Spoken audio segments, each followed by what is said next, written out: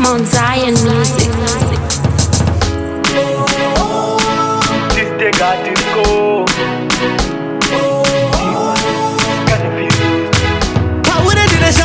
Shanje ndikaenda ndotoka manje chero chichaira chivanze ndingenda kakuringa ndiri seri kwemushanje paune ndine shanje ndikaenda ndotoka manje chero chichaira chivanze ndingenda kakuringa ndiri seri kwemushanje bebi kutasa ndingatadze asi uzandifanire panze shungu zangu ndikufadze ndapengeswa nerudo maseka tusindibate Baby, ndoda kuti uchizive kana paine mumwe wauri kumanya naye musiye nditaka hasiriye kana paine mumwe wauri kumanya naye musiye madiye kamuniye kana paine mumwe wauri kumanya naye musiye chise chawada chirihiye kana paine mumwe wauri kumanya naye musiye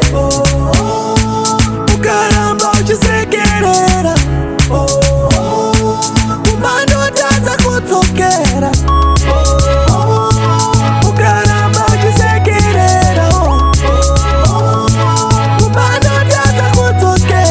kana ndinewe chandichadachi kana ndinewe chandichadachi aiwa bebi ngatimanye kunge eliyo timuchachi chimboditambirawo alachi chandichadachi kana ndinewe chandichadachi kana ndinewe chandichadachi aiwa bebi ngatimanye kunge eliyo timuchachi chimboditambirawo alachi chandichadachi chimbodiroverawo smaili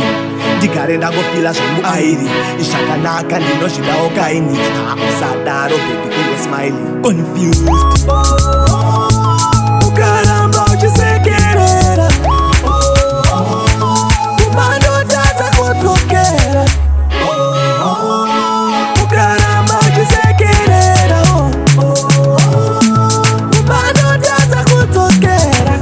ndoda kuti uchizive kana paine mumwe wauri kumanya naye musiye nditaka hasiriye kana paine mumwe wauri kumanya naye musiye madiye kamuniye kana paine mumwe wauri kumanya naye musiye chise chawada chirihiye kana paine mumwe wauri kumanya naye musiye